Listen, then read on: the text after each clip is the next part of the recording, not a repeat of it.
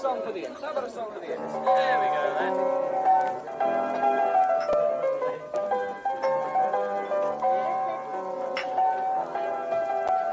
Come on, let's get some of the lads together. Let's have a good old Imps song. Yeah. Okay, you're on. Go on, fellas. Get around a bit. Let's have a good go. Come on, then. Are you ready? Come on, you lot. Go on, then. Oh, 'tis our delight for the red and white. The Imps are here to stay. Oh, 'tis our delight for the red and white. The Imps are here to stay. Lincoln City are the team, the Reds is their name. Stinsel Bank is their home ground and football is their game. So come and cheer them on, you lads, support them all the way. Oh, 'tis our delight for the red and white. The Imps are here to stay. Oh, 'tis our... Evening all, how are we doing? A little bit of time for a dog walk, but with no dog. So I'm going for a walk on the treadmill. I needed to do a little bit of something. It's been one of those days. I wanted to do a bit of a live show, kind of tying up some of today's business. I'm aware it's only just gone 8 o'clock. I'm aware there's 3 hours left of the transfer window. But I don't think there's going to be any more business from what I understand. One thing that may have happened didn't happen. I think that there was a bit of a chain that we were in. So I think that our business is pretty much done, which is nice from a kind of fan point of view, because it means we don't have to wait up till 11 o'clock. Might still shock me. Usually when I do something like this, something then happens and everyone goes, oh, I don't know what he's doing. Yeah, very, very possibly that's the case. Do let me know if the noise of the treadmill is too annoying. But I just wanted to get my 10,000 steps in, really. So what sort of deadline day have we had? Well, we say deadline day, but it's almost like saying, Christmas. It's Christmas Eve, it's Christmas Day, it's Boxing Day. Deadline day kind of encompasses at least the day before, doesn't it? So it really started yesterday, I think, with Luke Plange. And I was going to talk a little bit about Luke this morning whilst I was on the dog walk, but it was blowing a gale. There was no chance that I was ever going to be able to chat to anybody. Nobody would be able to hear me. Be even more annoying than the gentle hum of the treadmill in the background now. So we'll talk about Luke Plange. Well, from what I understand, Luke Plange was #1 striker target. I had spoken to somebody connected with the club earlier in the week. Actually been given a list of kind of, right, this is #1, this is #2, this is #3. To be fair, what they were quite open with, it was a risk around Tom Hopper letting Tom go. There hadn't been a player, there wasn't a player already coming in. Tom was going in order to try and get a chain moving, almost like, selling your house again and then having to sort of live on the street for a day or two, waiting to get the chain going. And Luke Plange was the #1 target that we wanted to bring in. Yes, it's another loan deal, and I understand that for some that's frustrating, but we didn't actually sign. We only signed one of our 4 strikers last winter window on loan. John Marcus was a permanent deal, albeit on a short-term contract. Liam Cullen was a loan. Ben House and Charlie Kendall were permanent deals. So actually, I think that we don't have a record over the last kind of 12 months of actual loan strikers. So I think it's interesting in that respect. Look, Luke is definitely somebody that that was coveted by other clubs. I'd seen a couple, Barnsley and Charlton. Charlton were one that I do know were interested in him. I think the problem that Charlton have got is that they've got so many other strikers. Lincoln City were able to say, you'll be able to play if you come here. So is he going to be the answer to our questions? Is he going to be the answer to our problems? You honestly, I don't know. It's hard to say. You look at Tyrese John-Jules when he came in. I think that we needed to replace Tyler Walker. Tyrese came in. He wasn't able to do that. We needed John Marquis to come in and give us a lift. We did, but he didn't really score the goals. It's really hard for a player to come in and hit the ground running. What I would say about Luke Plange when compared to somebody like Tyrese John-Jules is he's played senior football, played 20 odd times in the Championship for Derby last season and scored goals at that level. He's been in Belgium. Mixed reports. Some people have said that he struggled at times in Belgium. At other times, he looked really good. I think that we're going to get a mobile #9. We're not getting a big unit. There's going to be no point in us pumping those long balls as we did against Cambridge at the weekend into Luke Plange. We're going to have to go to feet. We're going to have to get him on the ball. I think he's going to be looking at running channels. I think he's going to be quite mobile. Ben Houses as well. And remember, Luke's going to be coming in to complement Ben, I think, rather than to replace him outright. Still think we're a striker short. But I think in terms of the transfer window, it was desperate that we got one in. We had to get a striker in. So in that respect, we have. We know that his arrival essentially spells the end of Tashan Oakley Booth's loan period. I'll be honest, I don't really know what's going on with Booth, because it seems like we're kind of waiting for him to leave the club, but we haven't terminated his loan. So whether we're unable to terminate his loan early, we've got to set him up with something else, I don't know. But certainly Luke Plange coming in kind of ends Tashan's time at the club. And I'm not entirely sure we ever really saw the best of Tashan. In fact, I'm not really sure we saw anything from Tashan. Probably brief spells in key moments against Derby. I think he came on and did really well. But other than that, very, very disappointing. And he adds to Jordan Garrick, for instance, who also came in on loan and was disappointing. Dan Lunderloo, who came in and was disappointing. But if you're tempted to compare maybe Garrick as a wide player to Plange, it wouldn't be a fair assessment. It wouldn't be a fair comparison if you were trying to do the same with Dan Lunderloo and Luke Plange. Again, I don't think that would be particularly a fair comparison, because Dan hadn't played games when he came here. Tyrese John Jules hadn't played games when he came here. You've got to look at that Derby, the Derby experience last season, I think, for Luke Plange, and think 27 games in the Championship. I think it was 4 goals. It doesn't sound like a huge return, but for a young player kind of coming through the ranks, I think it's decent. He's gonna have an impact. But like with any signing that you make, there's a question mark over it. And I thought it was interesting that he came in at the same time as Fleetwood signed Marriott and Stockley. On paper, Marriott and Stockley look like great signings. To a balance sheet, they're really not. They're certainly not great signings in terms of how much they're going to have to pay them or how long they're going to have to commit to having them at their club. And if we were to sign Marriott or Stockley, there's no guarantees of goals. Last window, we signed John Marquis. I raved about it, hands up. He scored, I think, 4 goals for us, didn't score in 13, 14, 15 games. If you'd paid £6,000 a week for 2 players, so 12 grand a week, 2.5-year deals plus the transfer fees associated, and you got that type of return, you'd be very disappointed. If you loan a Luke Plange and you get that type of return, you'll go, well, he's come in and he's had some sort of contribution. And I think that's interesting. And Craig Robertson, I do love my jousts with Craig. I think the window can be best described like players we've signed full of promise, but only time will tell. No player's proven. Doesn't matter who you are, no player's proven. And I always think Callum Camps was a great example of that. At Rochdale, he was red hot, doing really well for Rochdale.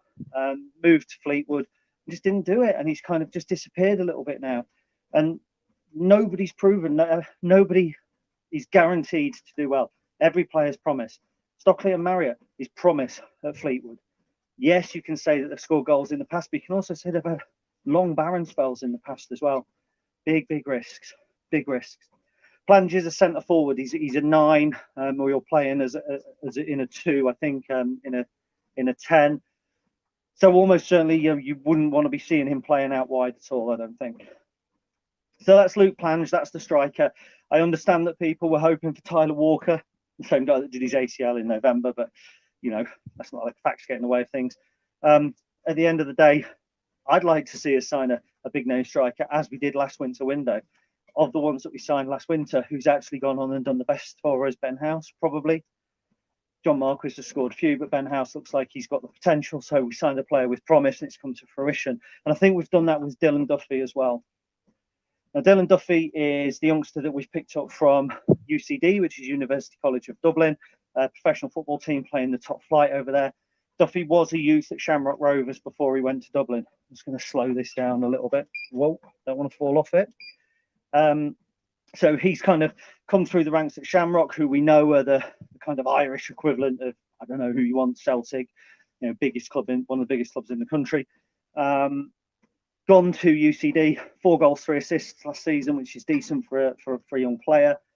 Interesting that positionally, he played pretty much everywhere. He got a goal and assist in a cup tie playing from left wing. And a couple of weeks before, he'd got a goal and assist playing in right midfield. Can play centre forward. He can play behind the front 2. So he's going to be very much a versatile player. I'm not sure that he's somebody that the club are expecting to see in and around the first team for any kind of serious impact. So when I'm talking about Duffy, don't think on Saturday we're going to go to Accrington and Duffy's going to be playing left wing or right wing, and Jack Diamond or Moshe Depot are going to be on the bench. It ain't going to happen. What we're looking to try and do is sign players who next winter window or the winter window after are established first team players, so we don't then have to worry about trying to bring the kind of the big names in. As Ben House is now. Ben House last year was an experimental player. He's now a first team player. That's really, I think, where Duffy comes in. He's probably aware, or he's likely spoken to Danny Mandrew. They would have been teammates for a short period at Shamrock Rovers. And I just think it's a good transfer. It's the type of transfer you like to see. Let's face it, there's a lot of people. There's 93 of you watching now. Thank you very much. And there's a lot of you who will be saying Charlie Kendall scores goals, we shouldn't be loaning him out, all that sort of stuff. Charlie Kendall came in with very similar sort of credentials, perhaps not having played at the same level as Duffy last time. Ben House did as well. We've got to sign these young players, bring them in and kind of give them time to settle. And to a degree, Max Sanders, when we signed him from Brighton, and I think the jury's still out a little bit on Max in terms of consistency, but in terms of ability, he's a solid first team player. And you would imagine that any central midfielder that comes in will be partnering Max Sanders rather than Lasse Sorensen, or partnering Ted Bishop rather than Lasse Sorensen, Lasse Sorensen rather. But that remains to be seen. But obviously we have signed a central midfielder. We'll come on to that. I have Googled how to pronounce his name. I'm going to make a hash of it, but it's Ethan Erhahon. There you go. So he's a central midfielder, plays as, say, a 6 or an 8. I don't know if Pete's watching, but he hates it when you say numbers. So he plays either as what Football Manager fans might say as a CDM or a central midfielder, FIFA fans CDM or CM, 6 or an 8. Does like to get forward, but he tackles, he breaks up play. He's that kind of busy, industrious midfielder. And for me, when I think of somebody like John Finnegan, it's a similar sort of profile to John Finnegan, I think. And you're not expecting Ethan, I'll use his first name. You're not expecting Ethan to get forward and score 15 goals or chip in with 10 assists. You're expecting him to be the heartbeat, the engine room, doing what Matty Virtue was doing, I think, before he got injured. It's what we desperately, desperately need. I keep talking about long-term successors to Liam Bridgecut. I said it about Max Sanders. I said it about Matty Virtue. This is the long-term successor, in my opinion, to Liam Bridgecut. And bear in mind, Liam Bridgecut spent a lot of time injured, so it's quite hard to say that we're going to have a successor for somebody who never really got going himself. But that type of player that protects the back four, if you go as a 4, if you go as a 3 with 2 in central midfield, he'll allow the other midfielder to press on. He'll allow the other midfielder to go and be adventurous, which I think is Max Sanders' best position. If we're going as a 3 in midfield, he'll kind of anchor and it will allow that Lasse Sorensen kind of exuberance, but without organisation. I think is probably the best way to describe Lasse. But I'm hoping that Ethan is just that rock, that heartbeat. That's what we need. For me, the most important signing of this window was the central midfielder. Now, he is 21. He hasn't played in England before. So there are kind of caveats to the signing. I know the club are quite excited about this. I know that a lot of football people are quite excited about it. He's really highly rated at St Mirren. I've seen some tweets tonight from St Mirren fans and from Scottish football fans saying they thought that he was going to go to, and I quote one specifically here, a much better club than Lincoln City. And for me, that bodes very, very well. Some might think we were burned a little bit with Jamie Robson. I don't. I actually think Jamie Robson got bad press. I'm really surprised that we sold him, but thought he was a decent player. We certainly didn't get burned with Mark O'Hara, who came out of the Scottish Premier League and did well for us. And other clubs have had players in the midfield come down from Scotland who have done very well. John McGinn was obviously at Hibs. That kind of sticks in my mind as well. There's definitely potential here. We're talking to Scotland under 21, who's not on a trajectory that's gone to the under 21s and then it's died away. Ben House, remember, represented Scotland under 21s. Didn't really look like kicking on to play for Scotland's national team. There's a belief here that Ethan probably is coming to Lincoln City as a stepping stone, but it's a vehicle for him to show what he can do in England before moving on, whether that's with us, which you would hope, or not. We've paid a fee for him. To be very, very clear about this fee, we've seen 350,000, we've seen 300,000. The fee is naturally undisclosed from the club. My understanding, again, which as we know is journalists speak, is the actual fee that we've paid is not either of those figures, but it could rise to those figures. So it's like saying you paid Ben Hutchinson moved for £1 million from Middlesbrough to Celtic or whatever he did. He didn't. It was £1 million, and that would have risen to that with add-ons. I'm not sure quite what add-ons you would have got with Ben Hutchinson, apart from having a cool surname. So that's Ethan Erhahon. There we go. Every time I say it, I'm going to have to pull a funny face. He's played with Alan Power last season. He's a teammate of Mark O'Hara's now. And Stephen Robinson, the manager there, who I think was at Morecambe earlier this season, has said that Ethan's been one of his best players, without a doubt. Didn't want to lose him. They've lost 4-0 to Celtic for the week. He said, in order to face Celtic, I need Ethan in the team. He was talking about his ability to break up play, his ability to organise off the ball, as well as buy time on the ball. He's very careful with the ball. I don't think he's someone that's going to be hopefully pumping big passes forward, having little rushes of blood, crossfield passes that are cut out. You expect him to care for the ball a little bit better. I believe that he should very quickly settle and become one of our best players. What I really hope.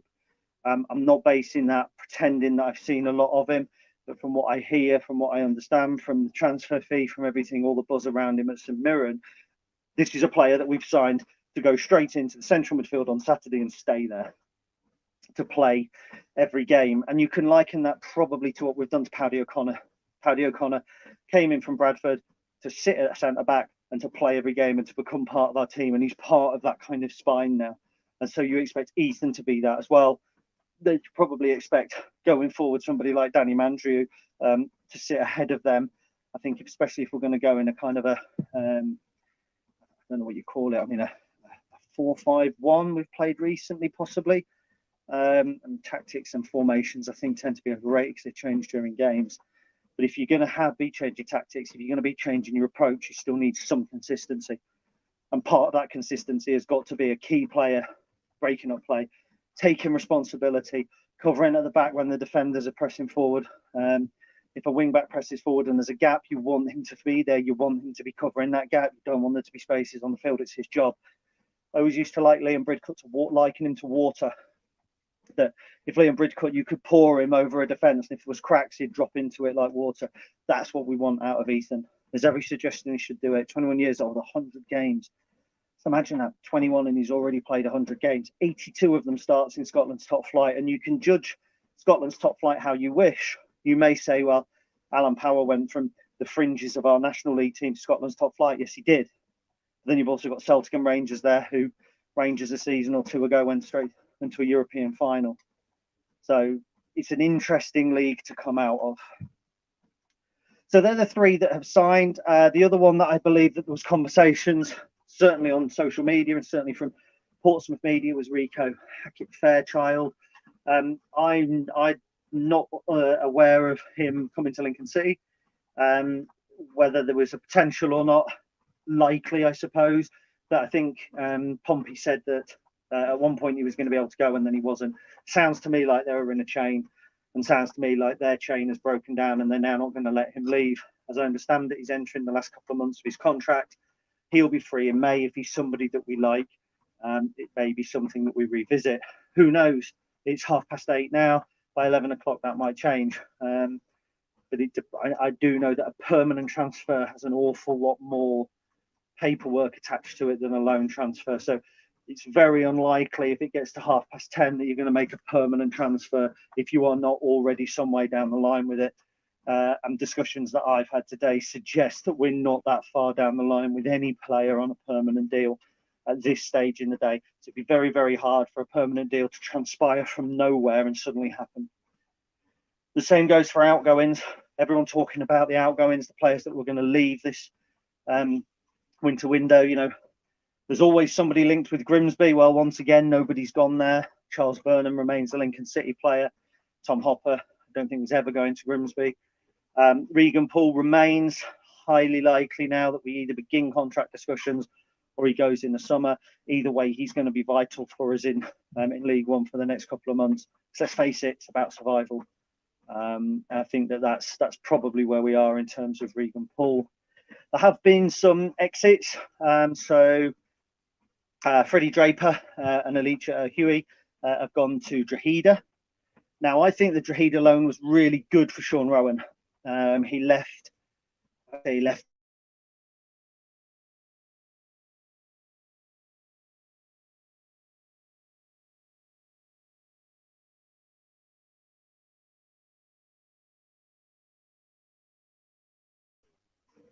You know, I'm really beginning to think that it's actually not my internet and that it's it's StreamYard. So anyway, here I am once again, live and direct in my Hearts of Oak running shirt, Nigeria, I think, are they, something like that. Anyway, so I think Sean Rowan went to Drogheda not as a boy, but faltering a little bit, and he came back with a purpose. I mean, it's helped the change of manager, but I think that we can see a different Sean Rowan this season, certainly to what we saw up until he dropped out of the team. And Sam Long did well there as well. He didn't do so well at Boston, played plenty of games for Boston, but it was a move I expected him to go to the National League, which we'll come on to in a minute. So Drogheda, I think, was certainly good for one of those players. And in terms of experience, I'm sure good for both. You would hope for Huey and Draper, it's going to be just as good. If they go there and come back sort of with a similar impetus to Sean Rowan, then they're two players you would want to see in and around the bench next season. Draper especially, because I think that Draper's progression seems to have stopped a little bit. His loan spell at Gainsborough was disappointing. He was injured, he didn't get games. He's played a little bit for us this season, but again, kind of injury, not getting too many games. We need to see Freddie Draper go out on loan and play 20, 25 games. If he goes and plays 25 games and scores 6 or 7 goals at Drogheda, that'll be a decent return. And the same for Huey. Really liked the look of him against Newcastle Kids. Not going to be breaking into our first team right now, but if he goes there and plays 20, 25 games again, puts in some decent performances, comes back, he could affect the first team. Sam Long's gone to Bromley, so he'll be a teammate of Charlie Kendall. It's a decent move.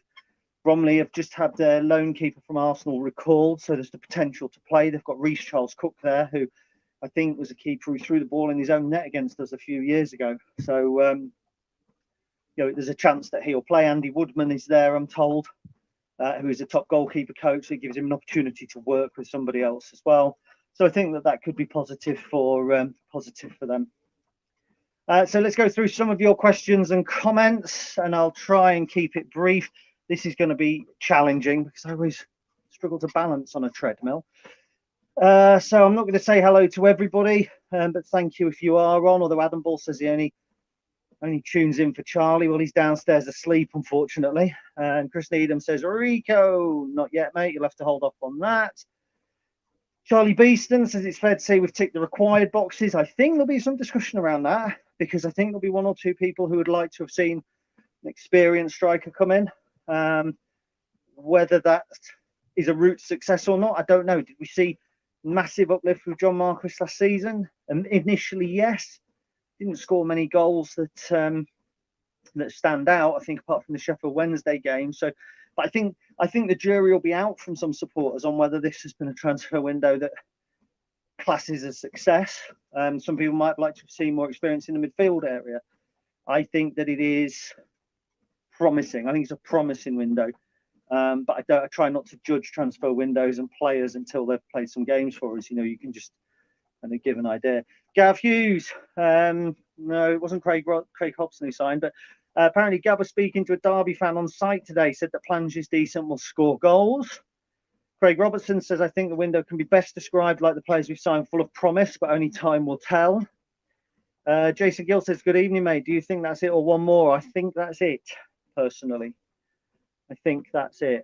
Could it be that we're looking to make one of the loans permanent in the last number of one of the loans in the last couple of hours to keep the number of loans down? No, not a chance. I wouldn't have thought. First of all, I don't think we'd make a permanent move for Virtue when he's injured at the moment because he wouldn't pass a medical. And when you make a permanent move for a player, I think there are more stringent elements to the medical because he's your player. There's insurance and that sort of thing. You can have five squad players in the matchday squad who are on loan, which I think is what Rushworth Boys, Shadipo, Diamond and Plange. Matty Virtue is injured, so he won't be in the squad. We know that he's going to be out for most of February and potentially most of March as well. So I don't see it as being a major problem. Rob Scott says, morning. Looks like a bright morning. Yep. Morning dog walk in my back bedroom. Sean Simons, you sound more out of breath on the machine than when you're walking your dog. The heating's on, mate. The windows closed. And yeah, I underestimated how tiring it was going to be, if I'm honest. Let's have a look. So Matt Walker, he's never happy. Would have been nice to get one or two more in, but like the promise, so he is happy. There we go. Hallelujah. Hope you're well, Matt. Still think we're short of a striker and a midfielder. I think we are short of a striker on a full season squad. I do. I never expected us to sign 2 strikers in this transfer window. I didn't expect us to make a permanent striker signing because, well, from what I understand, this transfer window has been one of the most challenging from the football club's point of view, potentially because of the 5 subs rule, because teams are now less likely to let fringe players out because more players are getting game time.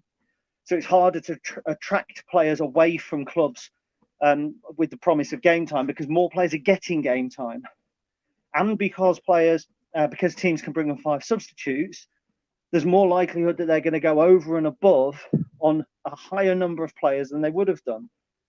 Hence, Fleetwood signing Jack Marriott and Jayden Stockley. And look, they're able to sign players and then go, well, we'll sell Jed Garner if we can. If we can't, it doesn't matter, because I think that their balance sheet shows that Andy Pilley's pumped something like 23 million into the football club.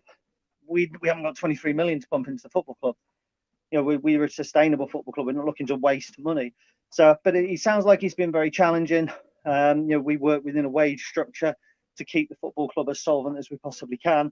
And I think that 1 or 2 agents and clubs have not been working within that wage structure. So I didn't expect us to bring another striker in. Would have been great. Would have been fantastic.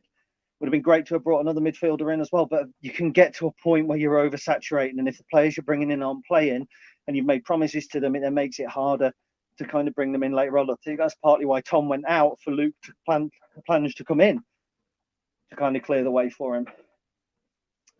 Emily Rook, do you think signing Virtue was a realistic option? And does that signing Ethan rule that out? Long term, I would like to think signing Matty Virtue in the summer is a potential option. Depends, I think, a lot on what Blackpool do. So I'm not going to say too much. I don't really know what the potential is there, especially not now that Michael Atherton's gone from Blackpool, because he might be part of their plans if they come down as well. Ready-made League One player, good player, we know that. So, Dave Phillips, did you know Saturday? Which one? I was aware of the Ethan, because I think that had already been reported, but not on the striker. I think the striker thing was really quite quick moving. Was Tyler Walker on the top 3 targets? I don't think Tyler Walker was a target at all this winter. I haven't heard him mentioned by anybody other than people on the internet. And normally when you only hear someone mentioned by people on the internet, it isn't actually a rumour. Richard, morning, Richard. If you have an opportunity, Richard's written something for the site. It's called The Blame Game. It's dropped down the front page a little bit with all the news today. Pop on and have a read. It's really good. Could it be pronounced like McMahon? It can be pronounced however we want it to be pronounced. And will probably be pronounced in many, many different ways. Neil Carlton, saw him in the Anchor the other night. These signings have to work and get us up the league and away from trouble. I'm afraid it's bye-bye Mark Kennedy and Jess George. No excuses.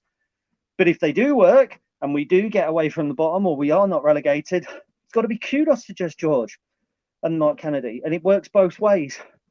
And I don't always see that. When a player comes in who does well, I don't often see well done, Jess George, for getting that right. And that's something that I think is really important. Criticism is easy. Praise is not easy to give. I think, you know, we don't know how these players are going to do, but nobody praised Jess George last January when he brought the players in that did get us away from the bottom of the league, when he was behind Brooke Norton-Cuffy coming to the club because he goes down and presents to Arsenal, or when he was behind and instrumental in getting John Marquis to come to the football club. Nobody praised then. It's really important. The criticism of Jess George, I say it all the time, it does baffle me a bit because so few people knows what he does.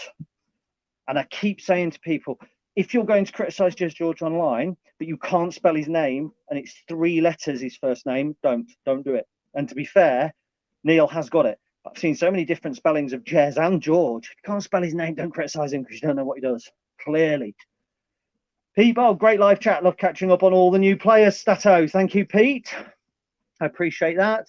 James Christopher, is that all of the business done now then? Not being involved directly at the club, I couldn't say 100%. I'm on the treadmill after this. I'm going to get in the bath. I'm not anticipating having to write another article. You never know on deadline day. You never know. Steve Jolland says it's got to be a big positive today. We've got players in. You know, when Tom went, everyone was saying, well, we've got to bring players in. We've brought players in. They've got to do it. But it's now up to the head coach and the coaching team to set up in the right way with the right tactics to get the best out of these players. The players that come through the door of this football club, in my opinion, are nearly all good footballers. Jordan Garrick is a good footballer. He's gone to Forest Green. He's scored twice already. He was unlucky with us a little bit with his injuries, but he isn't a bad football player. And there's some of the strikers that we've had in as well, like Liam Cullen, he's playing regularly in the Championship now. So he's not a bad footballer. Good footballers. I don't think we have terrible recruitment. I think the recruitment doesn't work out sometimes. I now concur that the window before last, with when we signed Hakeem and Lass, players like that, wasn't the strongest. Those players haven't turned out to be as good as we expect. And on paper, you know, Hakeem Adelikin was a very good signing. On paper, there's a lot of positives around these signings as well, I think. James Bride, have we signed the Scottish Polo? No answer, because I just can't stand that. I can't. You know, when people say, well, when they call him the Grandals out, the Scottish Kaka or something like that, yeah, not for me. James Christopher, I've mentioned Oakley Booth. I don't know if you picked up on that, maybe. He hasn't gone back. I'm happy with the latest signings, but another striker would have been nice. Mark the day in your calendar. James Christopher and the words, I'm happy, in the same sentence. I think that says it all, really. I may as well just end the, it's just like mic drop. Well, I'll end it now. And you're quite right, James and I think it was either you or Craig Robertson. I said we didn't need another striker. I didn't mean we didn't need one, because we do. I said I didn't think we needed one as a pressing urgency. We needed a striker and a midfielder. We've got that. With the boy Duffy as kind of just an exciting little mate weight, something that makes you think. And I think that's kind of one of the best types of transfer window. Here's Kevin McCarthy. He was making friends and influencing people on Twitter earlier. Striker and central midfielder, both very decent signings. Duffy, exciting prospect, eye for goal, left and right foot. Indeed. Ben Ward says he's in control of literally everything, Gaz. Didn't you know? I don't know who that might be. Is that probably about Jess? Good comments for Jess, Georgia MK. Really hope Jess doesn't read social media. I'm 90% sure he doesn't, if I'm honest. I wouldn't. I don't think if I worked at the football club. Ben Ward, actually making a good point here. That's a shock.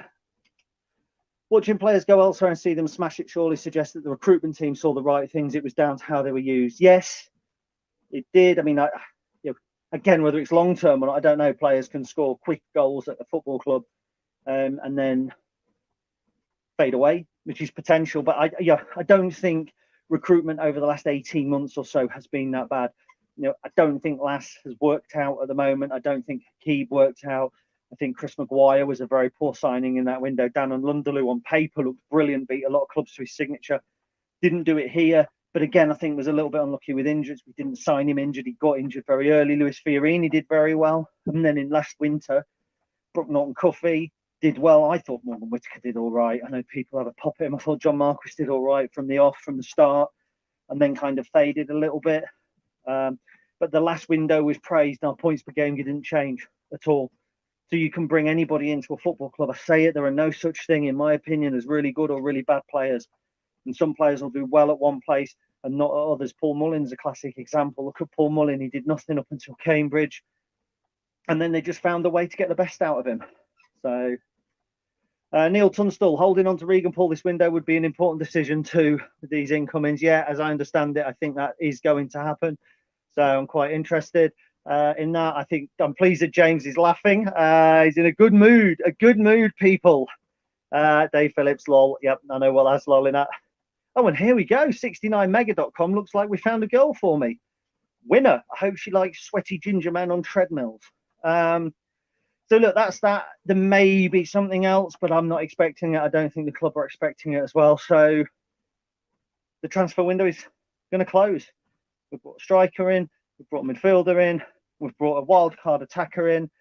We've got some of our young players going out and getting senior football. Hopefully when they come back in the summer or beyond, if they've gone to Ireland and they stay there, they'll come back as better players. It's now up to the football people. It's now up to Mark Kennedy and Danny Butterfield to go to Accrington on Saturday and make a statement. Excuse my language. Make a fucking statement. Go there, play football that puts the ball at Luke Plange's feet. Play football that gets people past fullbacks. Play football that's on the floor. Saturday was atrocious. It was atrocious. I'm not normally critical. It was. I call things as I see them. I think we had better play. I think we had players on the pitch to play better than we did on Saturday. Has to be better. These players that are coming to us, Crystal Palace Premiership, Luke Plange choosing us over Charlton Athletic. He's putting his trust in us as a football club, a whole football club. If we go on Saturday and we don't win, that ain't just George's fault. The recruitment team have got business done before the deadline. There's been no late panic. There was a bit of a gamble with Tom going. It's paid off. Good footballers. Ethan Erham, like McMahon, but Erham. He's a good footballer, massively highly rated, 100 games, 21 years old. Play him in the right way, and he'll be absolutely huge for us. So it's all about the football side of things now.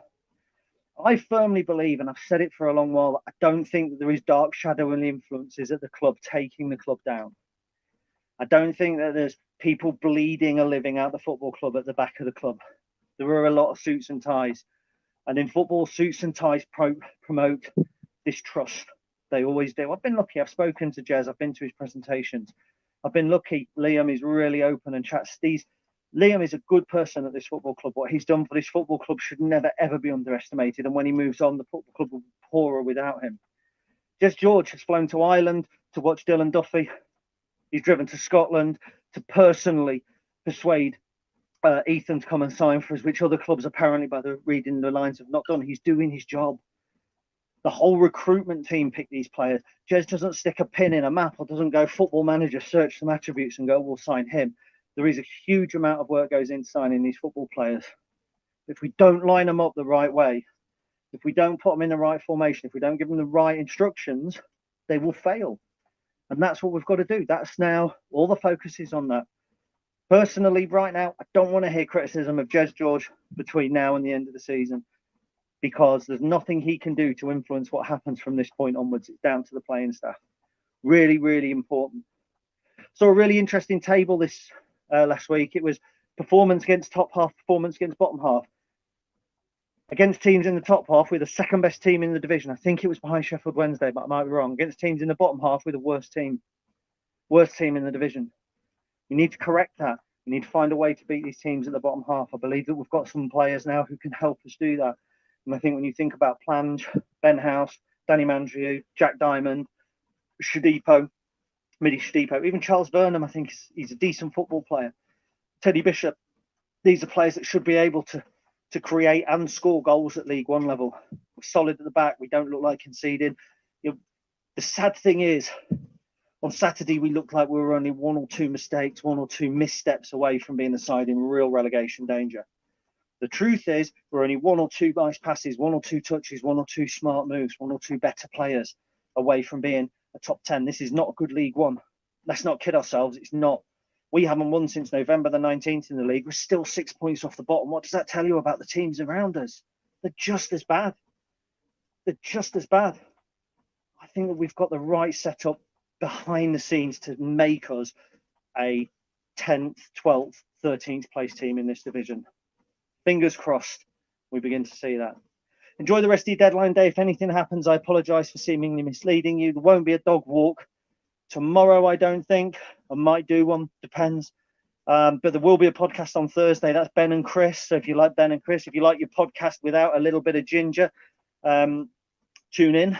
And we'll be talking about the live pod. If you are one of the 100 people on here, if you have applied for tickets for the live podcast, you are successful. Nobody at the minute has missed out. We've still got about 20 to 30 spaces left. So get your emails in if you still want to come. stacywestpodcast@gmail.com. That's February the 9th. We're looking, I think, at 6:30 start for 7 o'clock. We'll promote it more on Thursday and over the weekend. 6:30 for 7 o'clock start. Thank you all for listening. It's been a pleasure to be getting slightly sweaty with you on the treadmill. Have a good evening. Up the